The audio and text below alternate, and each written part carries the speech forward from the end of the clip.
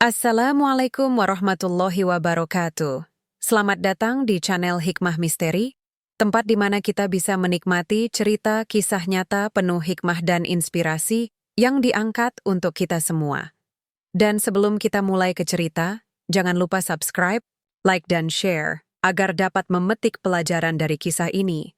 Dalam tayangan kali ini, kami akan menceritakan tentang kisah Suamiku menceraikanku tanpa alasan.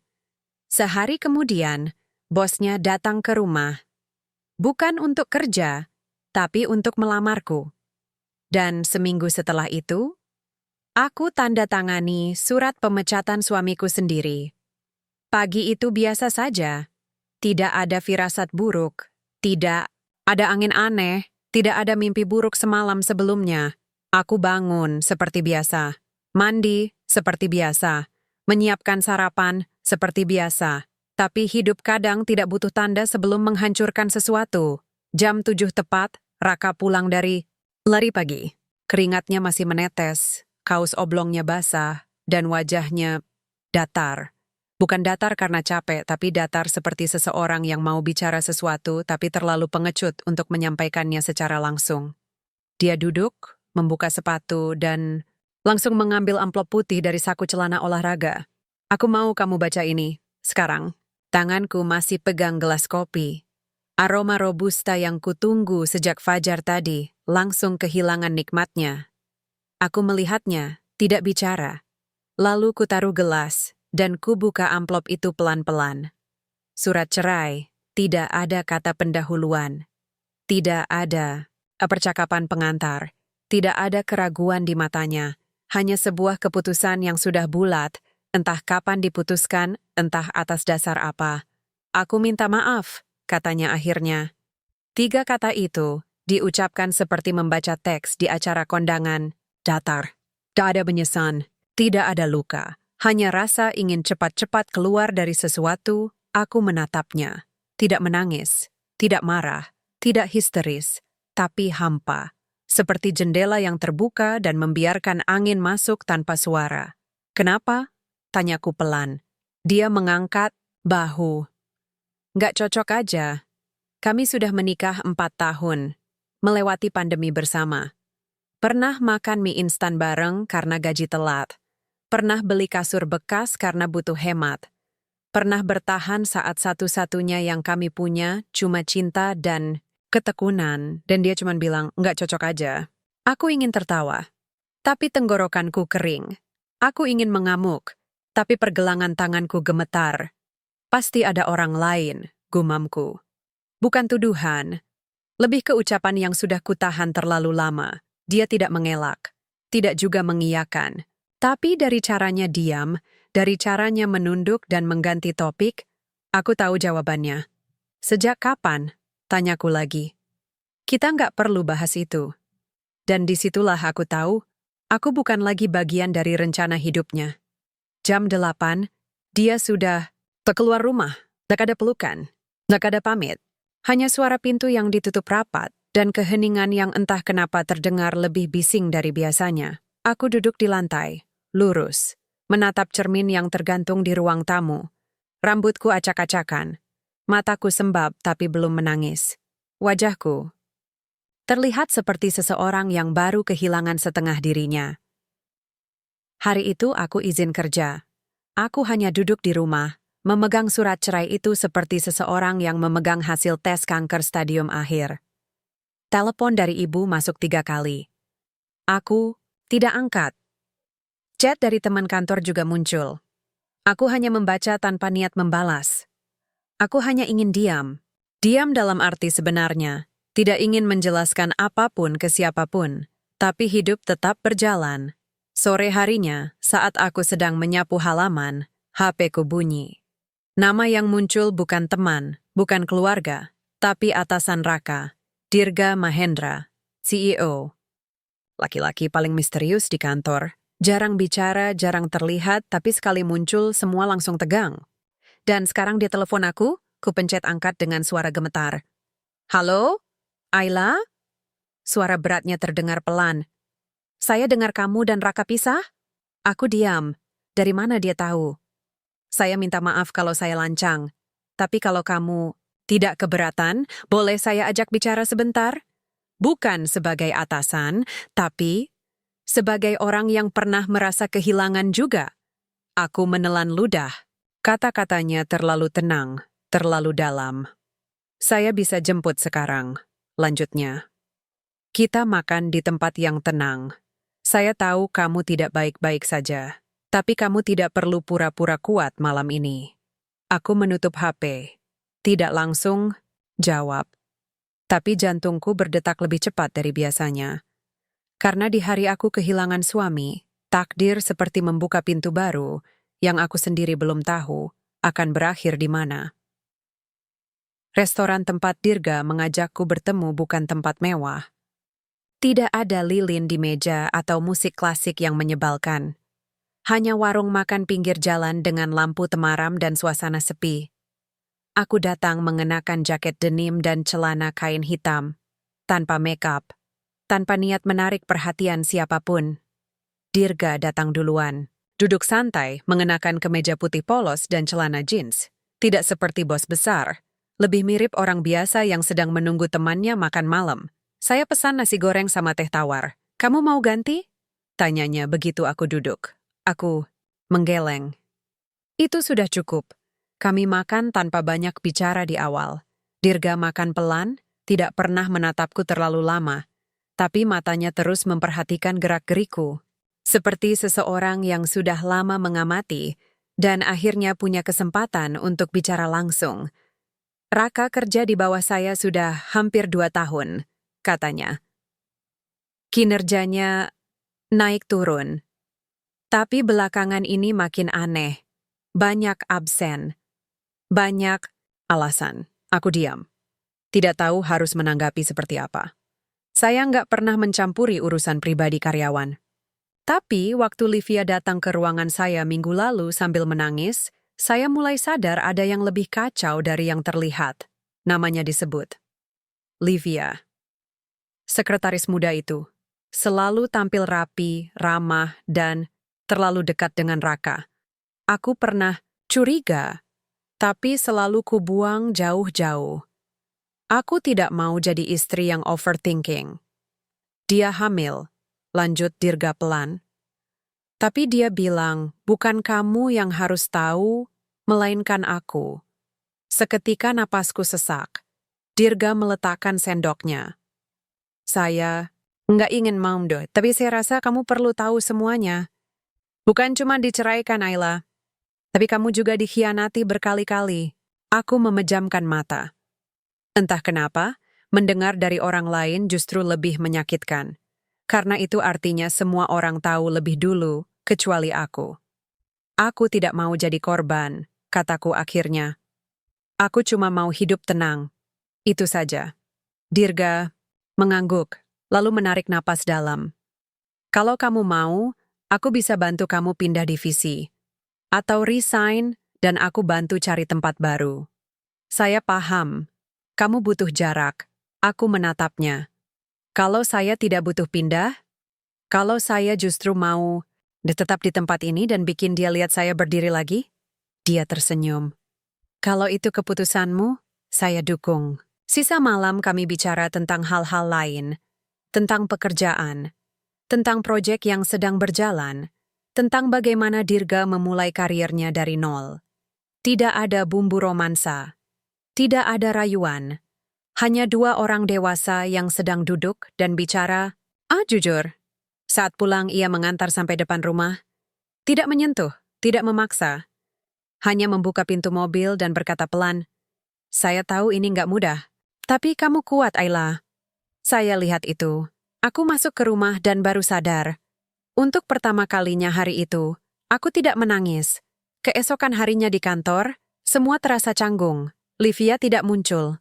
Raka juga tidak, tapi kabar sudah menyebar. Seperti biasa, gosip menyebar lebih cepat dari surat resmi.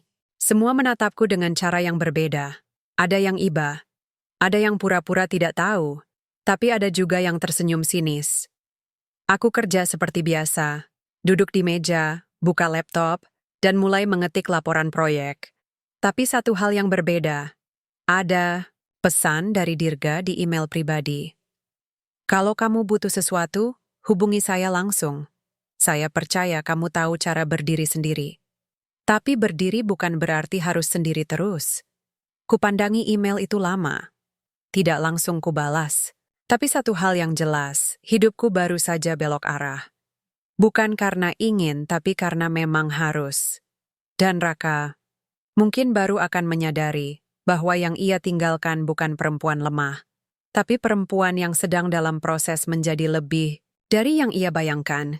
Hari itu aku dapat undangan rapat mendadak dari bagian pengembangan proyek. Nama Dirga tercantum sebagai pemimpin meeting, tapi yang membuatku kaget bukan itu. Di daftar peserta rapat, ada satu nama yang tidak ingin kulihat lagi, Raka. Ini bukan soal perasaan. Aku tidak sedang patah hati. Aku cuman belum siap untuk pura-pura tidak terjadi apa-apa di hadapan orang yang menganggap hidupku bisa dibuang semudah menyobek kertas. Aku datang 5 menit lebih awal. Ruangan masih kosong. Aku duduk di kursi pojok, membuka laptop, dan mencoba fokus.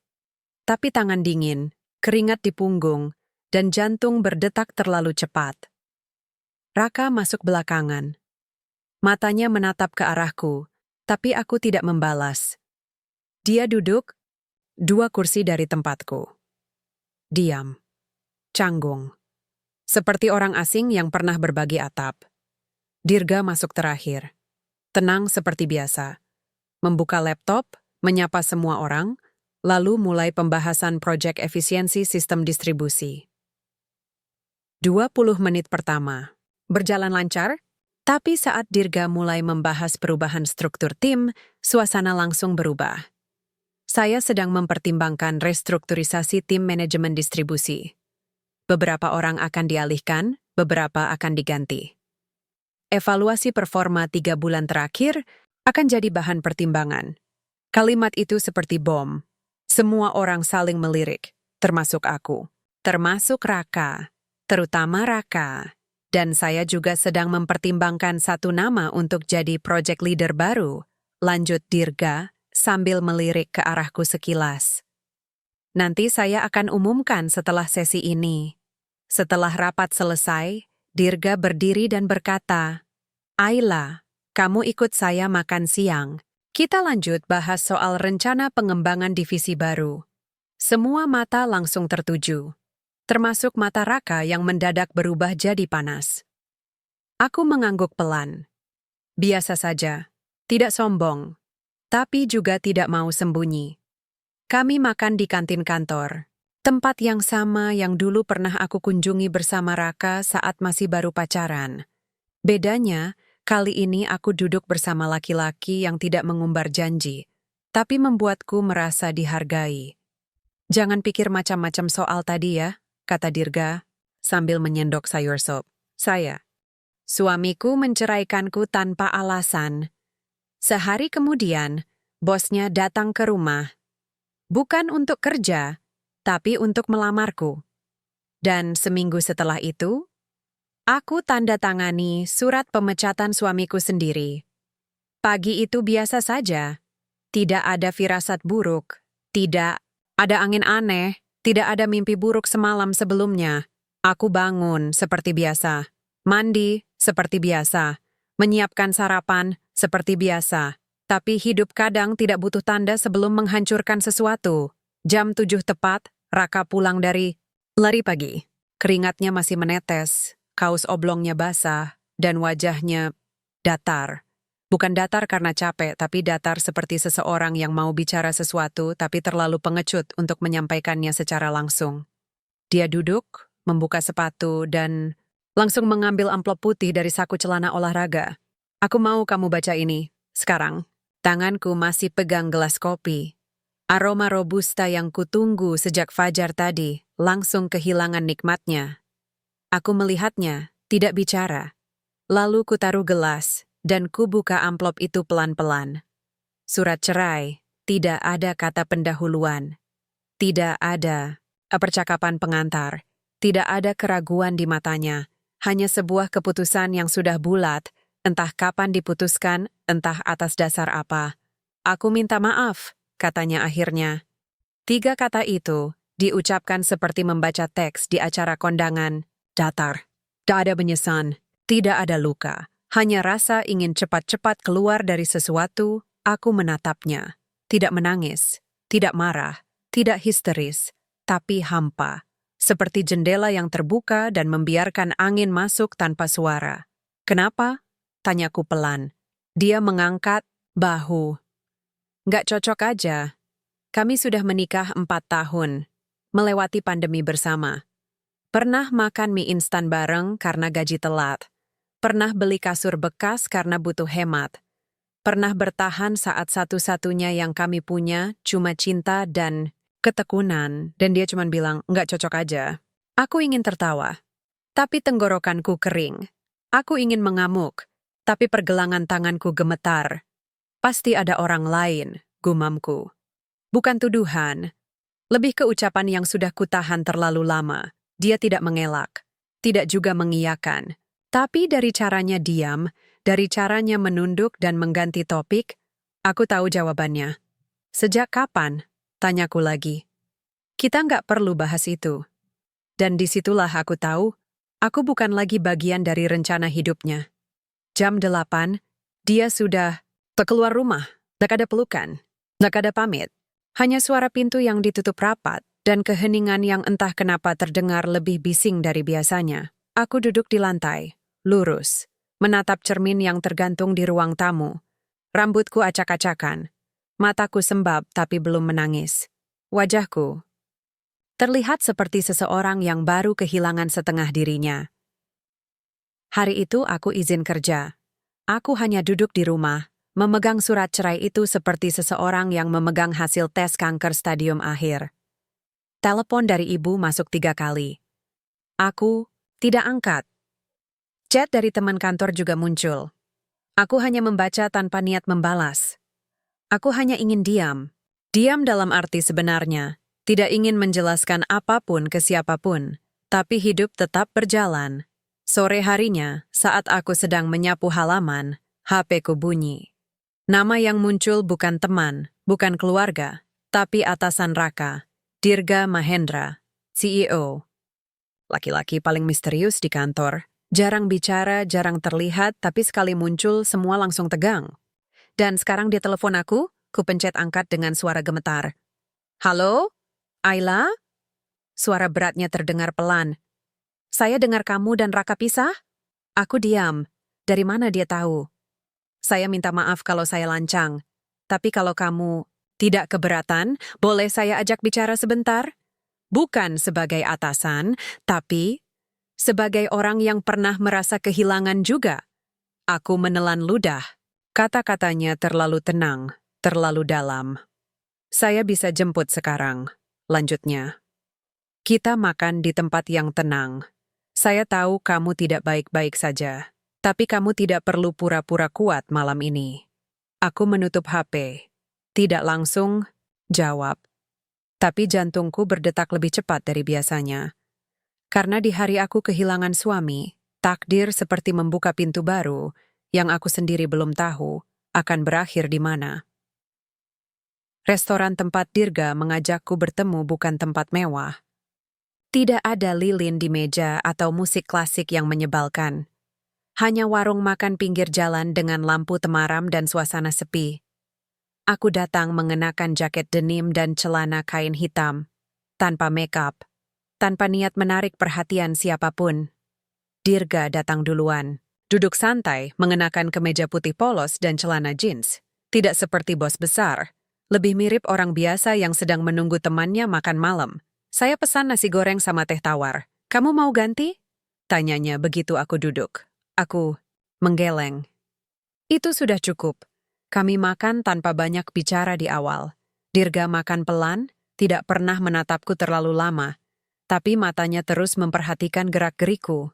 Seperti seseorang yang sudah lama mengamati dan akhirnya punya kesempatan untuk bicara langsung. Raka kerja di bawah saya sudah hampir 2 tahun, katanya. Kinerjanya naik turun. Tapi belakangan ini makin aneh. Banyak absen. Banyak alasan. Aku diam. Tidak tahu harus menanggapi seperti apa.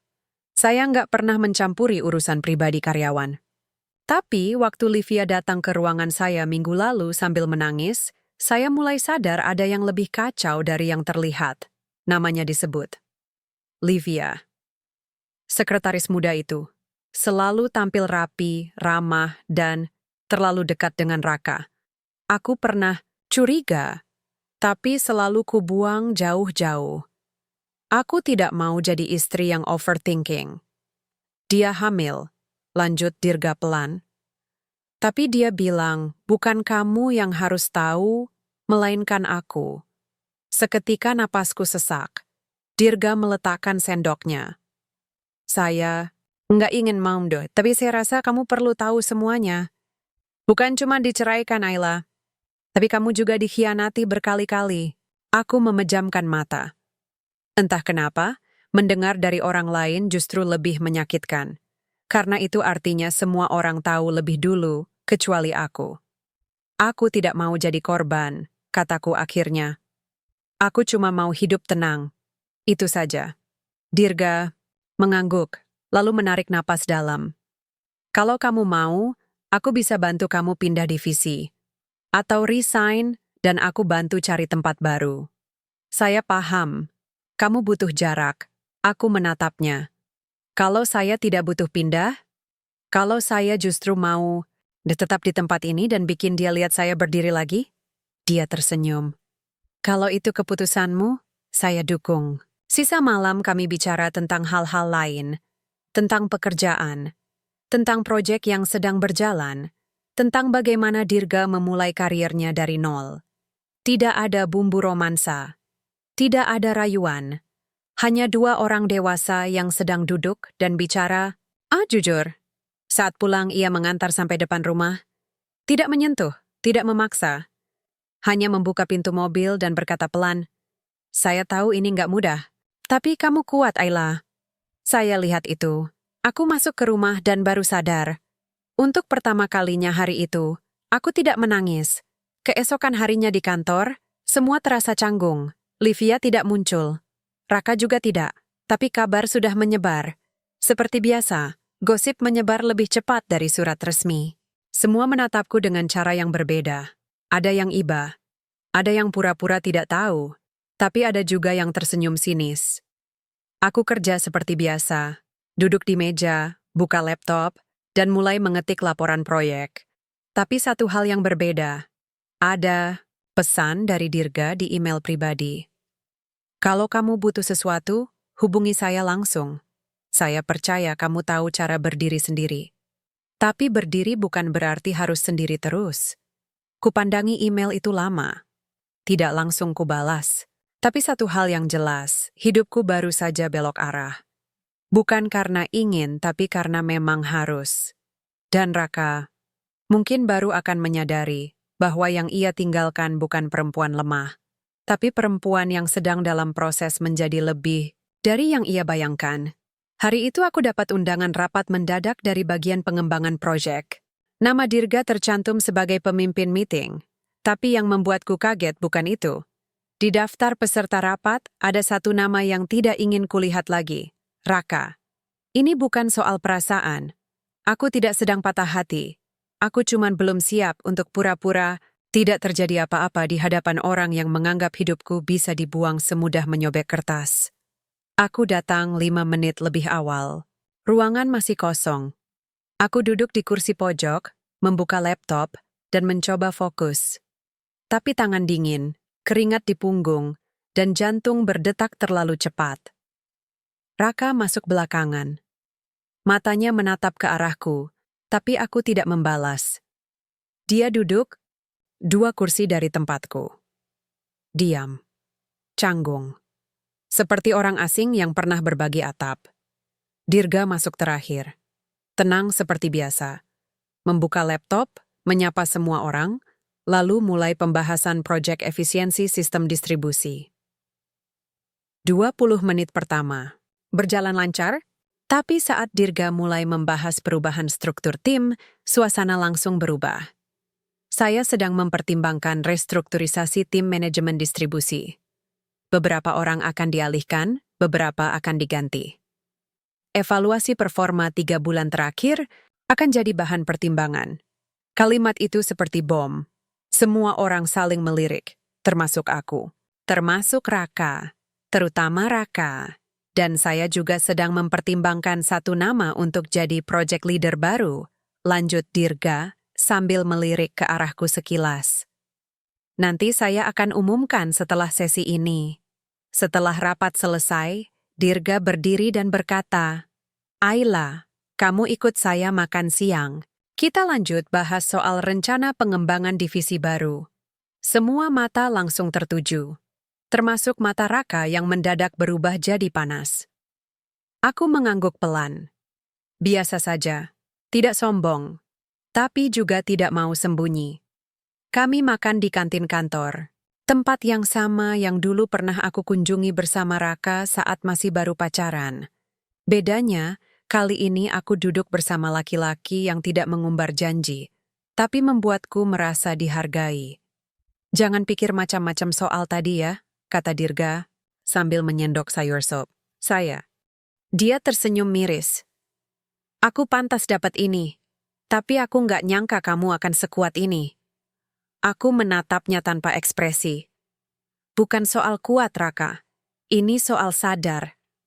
Sadar? Sadar bahwa kamu bukan lagi bagian dari hidupku. Dan bukan urusanku lagi mau kamu jadi karyawan atau bukan. Dia menelan ludah. Dirga dan kamu, sekarang, aku menatap lurus ke matanya. Kamu nggak berhak nanya itu. Dia mengangguk, perlahan. Lalu melangkah pergi, dan kali ini, aku tidak menoleh. Malamnya, aku duduk di ruang tamu. Menatap lampu yang menggantung di langit-langit. Sudah lama aku tidak merasa sunyi yang benar-benar sunyi. Sunyi tanpa takut. Sunyi, ayam tanpa dendam ponselku berbunyi, dari Dirga. Sudah selesai, kamu oke? Aku balas. Aku nggak menang, tapi aku nggak kalah juga, aku cuma selesai. Dirga membalas, aku bangga. Bukan karena kamu tanda tangan surat itu, tapi karena kamu tahu kapan harus diam dan kapan harus berdiri. Aku tidak menjawab lagi malam itu. Tapi dalam hati, aku tahu. Untuk pertama kalinya, aku tidak sedang membalas sakit hati. Aku sedang menyembuhkan diri. Dan dari tempat paling dalam aku sadar, aku sudah bukan lagi perempuan yang disia-siakan. Aku adalah perempuan yang memilih jalan keluar, dengan kepala tegak. Dirga datang tanpa kabar, seperti biasa. Tidak membawa apa-apa, tidak mengenakan jas kerja, hanya kemeja lengan digulung dan wajah yang sulit ditebak, antara gugup atau yakin. Aku baru saja selesai mandi saat dia mengetuk pintu rumah. Rambutku masih setengah basah. Aku membuka pintu dalam balutan kaos polos dan celana kain longgar. Ada apa? Tanyaku. Dia menatapku beberapa detik sebelum akhirnya bicara. Aku tahu ini bukan waktu yang sempurna, tapi kayaknya nggak ada waktu yang benar-benar sempurna buat hal kayak gini. Aku diam, menunggu. Aku serius soal kamu, Ayla. Aku bukan sekadar suka, bukan sekadar kasihan. Aku ingin kamu. Sebagai pasangan, sebagai istri, sebagai teman hidup. Napasku hela panjang. Aku sudah tahu ini akan datang, cepat atau lambat. Tapi saat akhirnya tiba, aku tetap tak siap. Boleh aku duduk? Tanyanya. Aku mempersilakan. Ia duduk di sofa, tangannya menyatu, punggungnya tegak. Aku pernah gagal juga, ucapnya tenang. Ibuku menikah 3 kali. Aku dibesarkan dalam rumah yang tidak pernah stabil. Dan aku pernah pikir, aku nggak akan nikah karena takut rumah tangga itu cuma luka yang dibungkus janji. Tapi kamu bikin aku berubah pikiran. Aku duduk di seberangnya. Masih diam. Waktu kamu menolak bercerita di depan orang lain, waktu kamu kerja dengan kepala tegak meski semua mata memandang iba, di situ aku yakin, kamu bukan butuh diselamatkan. Tapi kamu pantas untuk disandingkan. Aku masih diam. Tidak. Karena ragu, tapi karena aku tahu jawabannya tidak boleh asal keluar. Dirga, panggilku pelan. Kamu tahu aku belum selesai dengan diriku, kan? Dia mengangguk. Aku tahu. Kamu tahu aku belum benar-benar pulih. Belum sembuh. Masih suka kaget waktu dengar suara pintu dibanting. Masih suka sesak kalau dengar kata istri di obrolan kantor. Masih suka merasa kalah kalau ngaca pagi-pagi. Ia menunduk, mendengarkan. Aku suka kamu, tapi bukan cinta. Bukan sekarang. Mungkin nanti. Tapi sekarang, aku cuman ingin sendiri dulu. Menata semuanya. Menata diri.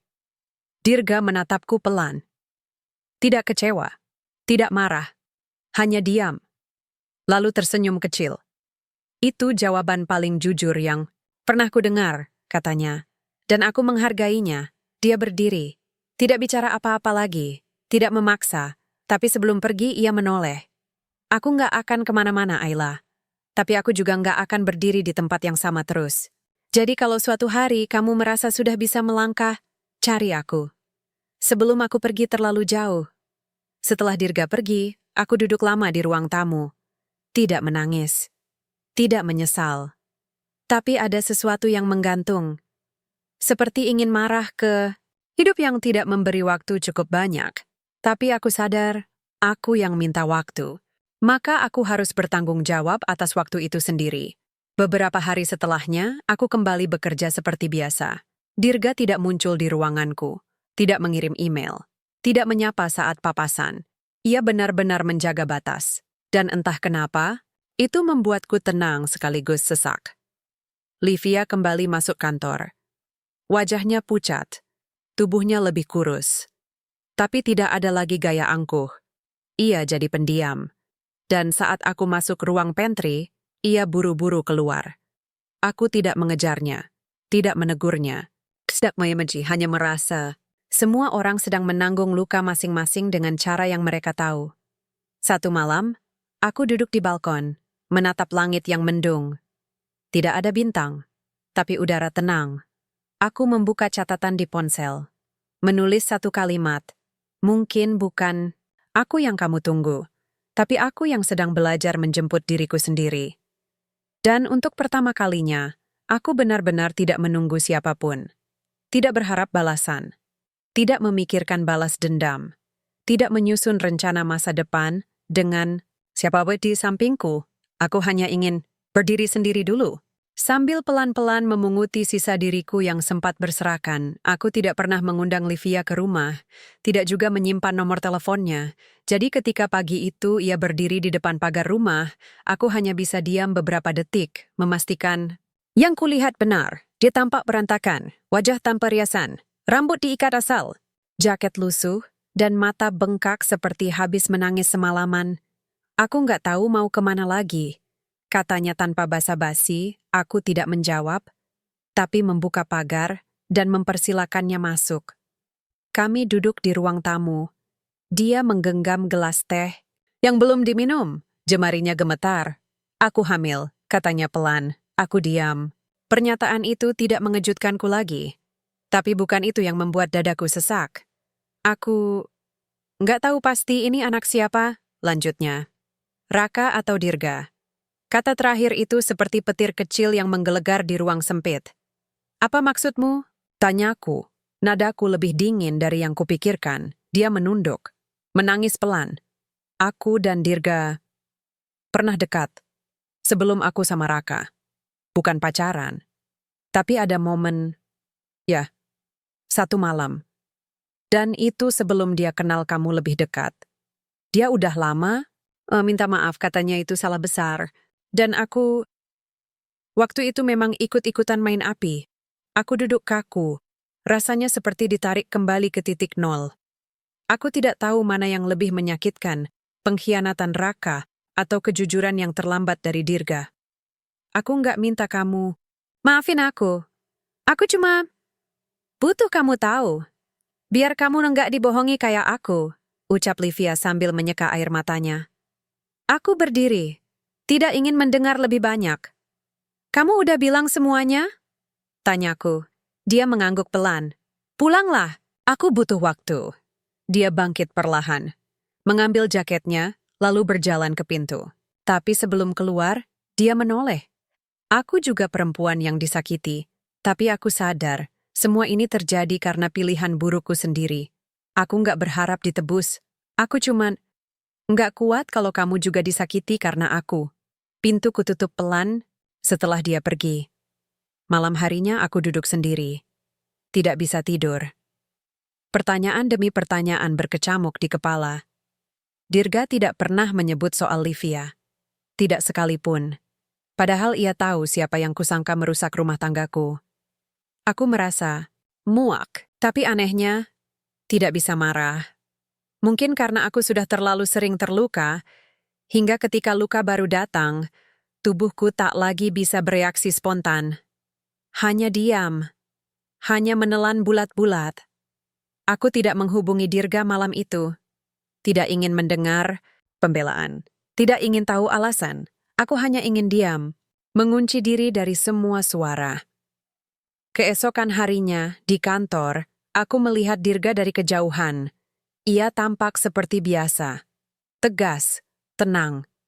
Tapi saat mata kami bertemu, ada ketegangan di sana. Seperti seseorang yang tahu bahwa waktunya untuk bicara sudah habis. Dia tidak mendekat, tidak memanggil, tidak menyapa, tapi sorot matanya penuh tanda tanya yang tidak pernah akan kujawab dalam waktu dekat.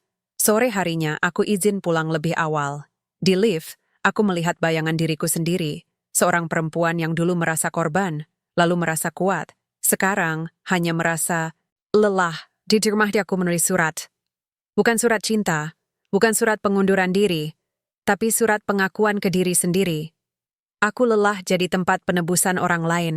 Aku ingin jadi tempat aku sendiri berdiri, meski sendirian. Lalu kuletakkan surat itu di meja, dan malam itu aku pergi. Tidak jauh. Hanya ke hotel kecil di pinggir kota. Aku butuh ruang, butuh napas, butuh kehilangan sinyal untuk sementara. Dan saat aku rebah di kasur hotel yang dingin, aku menutup mata dan berkata dalam hati, kalau memang takdir ingin aku sendiri, aku terima. Tapi kalau cinta itu datang kembali, aku harap kali ini tidak membawa luka. Sudah 2 minggu aku meninggalkan semuanya. Kantor, rutinitas, bahkan ponsel. Aku memutuskan untuk menginap di sebuah penginapan kecil di pinggir kota. Tempat sepi, sinyal buruk, dan tanpa embel-embel kenyamanan. Tapi setidaknya, di sana tidak ada orang yang tahu aku siapa. Pagi itu, aku keluar sebentar, hanya untuk beli air mineral dan mie instan di minimarket terdekat. Tanpa riasan, hanya kaos dan sandal jepit. Aku berjalan pelan melewati deretan toko yang mulai buka. Tidak ada ekspektasi apa-apa. Sampai aku melihatnya. Raka, di seberang jalan, berdiri di depan motor dengan tas besar di punggung, mengenakan jaket ojek daring. Ia sedang melihat layar ponsel, mungkin mengecek alamat pengantaran. Aku menunduk, berniat melewatinya begitu saja. Tapi saat aku membuka pintu minimarket, dia menoleh. Pandangan kami bertemu, wajahnya kaget, tangan gemetar. Ayla, panggilnya, pelan. Aku berdiri kaku. Tidak bisa pura-pura tidak dengar. Dia menghampiri. Langkahnya pelan, ragu. Kamu, ngapain di sini? Tanyanya. Sendiri, jawabku pendek. Dia mengangguk. Matanya bergerak gelisah. Lalu ia menunjuk tempat duduk kecil di depan warung kopi samping minimarket. Boleh ngobrol bentar? Aku pikirkan 5 detik. Lalu mengangguk. Ami duduk. 2 orang yang pernah berbagi kamar tidur, kini hanya berbagi bangku plastik reyot di pinggir jalan. Aku tahu kamu mungkin muak lihat aku, katanya membuka pembicaraan. Aku diam. Tapi aku cuma mau bilang, terima kasih. Keningku mengernyit. Untuk apa? Untuk tanda tangan pemecatan itu, jawabnya. Setelah dipecat, hidupku benar-benar hancur. Tapi hancur yang aku butuh. Aku mulai sadar, semuanya selama ini salah.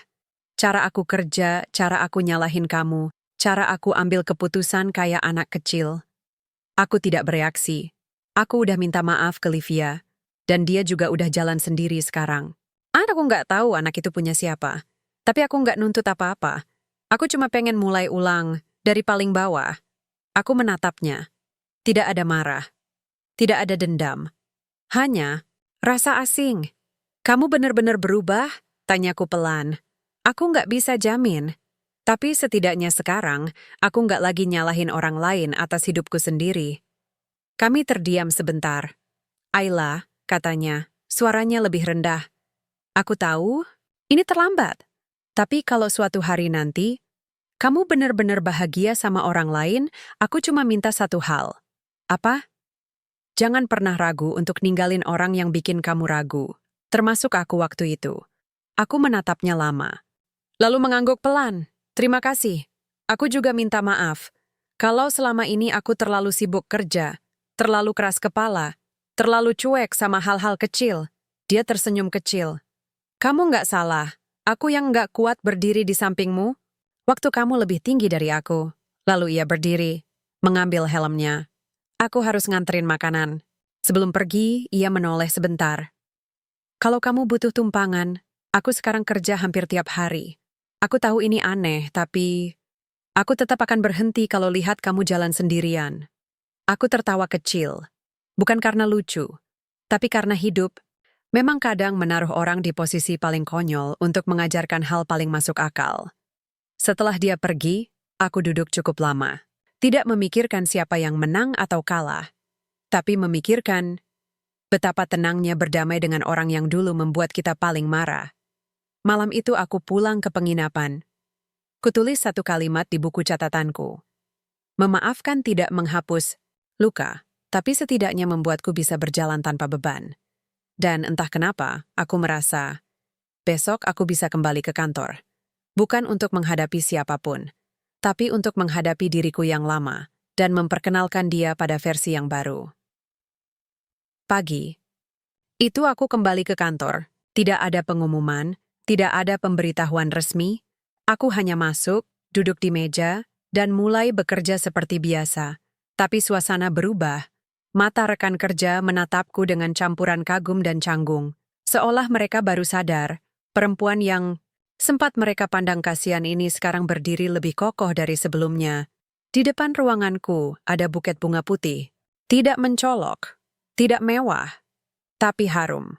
Di antara bunga-bunga itu, terselip amplop kecil. Aku tidak akan membela diri karena aku memang bersalah. Tapi aku juga tidak akan berhenti jadi orang yang lebih baik. Kalau kamu masih punya celah untuk percaya, aku tunggu. Dirga aku menaruh surat itu ke dalam laci, tanpa tersenyum, tanpa komentar. Bukan karena marah, tapi karena aku sudah tidak ingin membalas luka dengan keterburuan. Jika dia sungguh menunggu, biar waktu yang menguji. Sore harinya, aku menerima email dari lembaga beasiswa internasional yang dulu pernah kudaftarkan, sekadar iseng. Beasiswa kursus manajemen dan kepemimpinan bisnis wanita, 6 bulan, di Amsterdam. Selamat, Anda diterima. Aku membaca ulang kalimat itu 3 kali. Tanganku gemetar. Aku tidak pernah menyangka, dari sekian banyak pintu yang ditutup, justru yang tidak kuketuk membuka dirinya sendiri. Malamnya aku mengabari HRD dan menyerahkan surat cuti luar negeri selama 6 bulan. Bukan resign, bukan kabur, hanya jeda. Jeda yang kupilih sendiri, bukan karena luka, tapi karena ingin tumbuh lebih jauh. Dirga memintaku bertemu sebelum berangkat. Kami bertemu di taman kecil dekat kantor. Duduk di bangku kayu, ditemani lampu jalanan dan langit yang mulai gelap. Amsterdam? Tanyanya sambil menatap lurus ke depan. Aku mengangguk. 6 bulan. Kamu hebat. Aku tidak menjawab. Hanya menatap rumput yang bergoyang pelan. Aku tidak akan menghalangi. Bahkan kalau kamu minta aku untuk berhenti berharap, aku akan terima. Aku menoleh. Aku tidak pernah bilang kamu harus berhenti. Tapi aku juga tidak pernah janji aku akan kebuli untuk kamu. Ia mengangguk pelan. Kamu akan kembali sebagai siapa? Sebentar aku terdiam. Sebagai aku. Ayla yang baru. Bukan istri siapa-siapa. Bukan mantan siapa-siapa. Tapi perempuan yang berdiri sendiri. Dirga tidak menjawab lagi. Tapi sebelum kami berpisah, ia menggenggam tanganku sebentar, lalu melepaskannya perlahan. Kalau nanti kamu sudah tidak butuh waktu, aku masih di sini. Tapi kalau kamu sudah tidak butuh aku pun tetap mendoakanmu. Hari keberangkatan, aku tidak diantar siapapun kecuali sopir kantor. Tidak ada air mata, tidak ada drama. Aku melangkah ke gerbang bandara dengan langkah ringan. Tas ransel di punggung, paspor di tangan. Di ruang tunggu, aku membuka ponsel untuk terakhir kalinya sebelum penerbangan. Ada pesan dari Raka. Aku dengar kamu ke Belanda. Hati-hati ya. Aku nggak tahu gimana kamu bisa sekuat itu, tapi aku bangga pernah kenal kamu, walau dulu aku nggak pantas. Dan pesan dari Dirga, kalau nanti kamu berdiri di titik paling tinggi dalam hidupmu, jangan lupa kamu sampai di sana karena kamu sendiri yang menanjak. Kupatikan ponsel, masukkan ke tas. Lalu berdiri. Di dalam pesawat, saat lampu kabin dipadamkan dan dunia di luar jendela berubah jadi hitam, aku memejamkan mata dan berkata dalam hati, ini bukan tentang pergi dari masa lalu, tapi tentang memilih masa depan yang bukan ditentukan oleh siapa yang meninggalkan, tapi oleh siapa yang tetap tinggal, diriku sendiri. 2 tahun bisa terasa sebentar kalau kita sibuk melupakan. Tapi bagiku, 2 tahun adalah waktu yang cukup untuk berubah total. Dari seseorang yang pernah dikhianati, menjadi seseorang yang tak lagi butuh validasi. Program pelatihan di Amsterdam itu hanya berlangsung 6 bulan. Tapi aku memilih tinggal lebih lama, bukan untuk melarikan diri, melainkan untuk belajar hal yang lebih penting dari sekadar teori manajemen, mengenal diriku sendiri. Aku bekerja paruh waktu di salon milik diaspora Indonesia, ikut kursus singkat tentang branding dan pelayanan pelanggan, dan pada akhirnya, bersama 3 rekan dari lintas negara, mendirikan bisnis rintisan kecil, Ayla House, sebuah platform pelayanan kecantikan berbasis rumah yang kini sudah berkembang ke 4 negara. Aku pulang ke Indonesia bukan karena bosan, tapi karena sudah waktunya pulang dengan kepala tegak. Hari pertama kembali ke Jakarta, aku tidak menghubungi siapapun dari kantor lamaku. Aku datang sebagai tamu undangan di acara Seminar Perempuan dan Kepemimpinan. Dirgaku, yang kini jadi salah satu pemegang saham gabungan di perusahaan induk baru, juga hadir sebagai panelis. Kami tidak bertemu di panggung, tapi setelah acara, seseorang dari manajemen lama mendatangiku. Mbak Ayla? Dirga minta tolong. Kalau bisa Mbak datang ke kantor besok, ada beberapa proyek konsultan yang ingin kami diskusikan. Aku mengangguk. Bukan karena ingin bertemu seseorang, tapi karena memang waktunya membuka pintu profesional yang baru. Besoknya, aku datang. Kantor masih sama. Tapi suasananya lebih besar, lebih ramai, dan lebih tertata. Beberapa wajah lama masih ada. Beberapa sudah tidak terlihat. Saat aku masuk ke ruang meeting, semua orang berdiri. Tidak karena takut, tapi karena namaku sekarang masuk ke daftar partner strategis dari luar negeri. Status yang tidak kuminta, tapi datang sendiri karena kerja keras, dan di ujung meja duduk Dirga. Ia berdiri, lalu mengulurkan tangan. Selamat datang kembali, Ayla. Tanganku menjabat tangannya. Tegas. Biasa saja. Terima kasih sudah tetap berdiri di tempat yang kamu janjikan, kataku. Dia tertawa kecil. Aku nggak bergerak, tapi dunia di sekitarku berubah. Dan kamu sekarang berdiri lebih tinggi dari siapapun yang pernah aku kenal. Kami mulai bicara soal kerjaan, profesional, jauh dari urusan pribadi.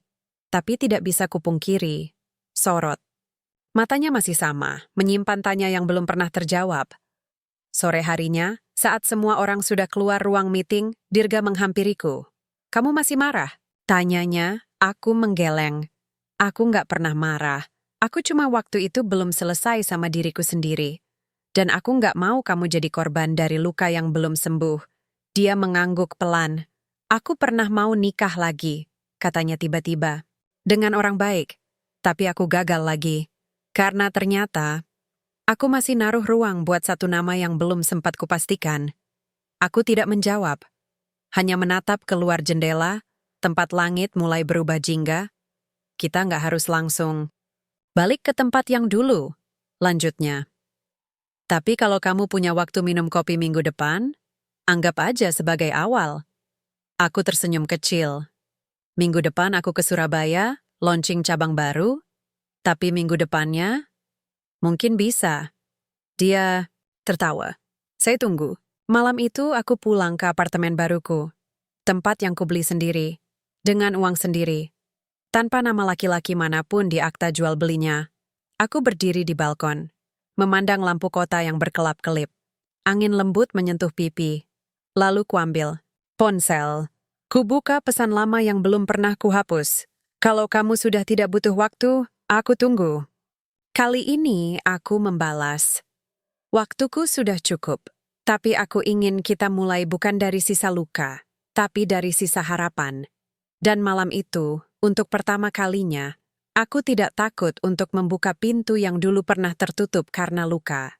Karena, kali ini, aku masuk dengan tangan kosong, tanpa dendam, tanpa pamrih, hanya niat untuk mencoba lagi, dengan hati yang baru. Pernikahan itu terjadi pada hari Jumat sore, di sebuah taman kecil di lereng kota Bogor. Tidak ada pelaminan, tidak ada undangan berlembar-lembar, hanya 15 orang, keluarga inti, sahabat terdekat, dan 2 saksi negara. Dirga mengenakan kemeja putih dan celana kain gelap. Aku memakai kebaya sederhana berwarna krem dan kain batik yang kutata sendiri. Tidak ada makeup tebal, tidak ada sorot kamera media, hanya senyuman, diam, dan ketenangan. Saat penghulu bertanya apakah aku menerima, aku jawab tanpa getar, tanpa ragu. Saya terima. Kami tidak menangis. Kami tidak menoleh ke belakang. Karena hari itu bukan soal balas dendam, bukan soal memamerkan akhir cerita, tapi soal akhirnya kami bisa berdiri berdampingan sebagai 2 orang yang sama-sama pulih. Setelah akad selesai, kami duduk di atas rumput, makan nasi kotak, tertawa kecil, bahkan sempat turun hujan rintik-rintik. Pernikahan kita mungkin tidak spektakuler, ucap Dirga. Tapi setidaknya, nggak ada yang dibuat-buat. Aku tersenyum. Aku tidak butuh pesta besar. Aku cuma butuh kamu tetap jadi orang yang sama saat besok kita bangun tidur.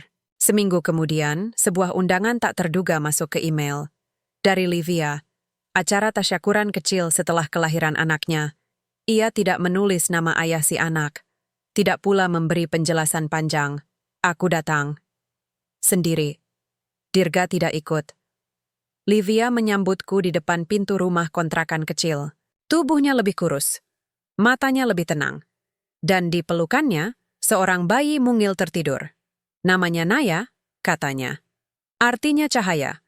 Aku hanya mengangguk, tidak banyak bicara. Lalu ia berkata pelan, aku tidak akan pernah bisa bayar semua luka yang dulu. Tapi aku tidak mau lari lagi. Aku menatapnya lama, lalu mengulurkan tangan menyentuh kepala si bayi. Kalau kamu ingin jadi ibu yang baik, kamu tidak harus sempurna. Kamu cuma harus jujur sama dirimu sendiri. Saat aku pulang dari rumah itu, aku tidak merasa menang, tapi aku merasa selesai. 1 bulan kemudian, aku berdiri di sebuah seminar besar tentang kepemimpinan perempuan. Aku diminta jadi pembicara utama. Di belakang panggung, aku sempat gugup. Tapi begitu naik ke depan dan melihat ratusan perempuan duduk menatap penuh harap, semua gugup itu hilang. Aku mulai bicara. Banyak dari kita tumbuh dengan berpikir bahwa kita harus jadi yang paling cantik, paling sabar, paling pemaaf, dan paling kuat. Tapi tidak ada yang mengajarkan kita untuk berkata tidak saat disakiti, atau pergi saat dipermainkan. Aku berhenti sejenak. Saya pernah ditinggalkan, dikhianati, diremehkan. Tapi saya tidak memilih untuk jadi korban seumur hidup. Saya belajar, berdiri, bukan untuk membalas tapi untuk melindungi harga diri saya sendiri. Ruang seminar hening. Tapi aku tahu, setiap kalimatku menyentuh satu hati yang sedang rapuh. Saya tidak menikah untuk membuktikan saya berharga. Saya menikah karena saya sudah selesai membuktikan itu. Tepuk tangan menggema. Malamnya, aku dan Dirga duduk di beranda rumah kecil kami di pinggiran kota. Bukan rumah mewah, tapi cukup. Penuh tawa, penuh rasa dihargai. Apa kamu pernah nyesel? Tanyanya pelan. Aku menatapnya. Menyesal kenal kamu? Tidak. Menyesal kenal Raka? Juga tidak. Karena tanpa mereka, aku tidak akan pernah benar-benar mengenal diriku. Dia mengangguk. Lalu menatap ke langit. Kalau suatu hari aku gagal jadi suami yang baik, tolong ingatkan aku saat seperti ini. Aku tertawa pelan. Kalau kamu lupa, aku ingetin. Tapi kalau kamu pura-pura lupa, aku lempar sendal. Kami tertawa bersama. Dan malam itu, sambil menyandarkan kepala di pundaknya, aku tahu, aku tidak hidup untuk menjadi kuat. Aku hidup untuk tahu kapan harus pergi, kapan harus bertahan, dan kapan harus mencintai diri sendiri lebih dulu. Bukan untuk menang, tapi untuk utuh. Tamat.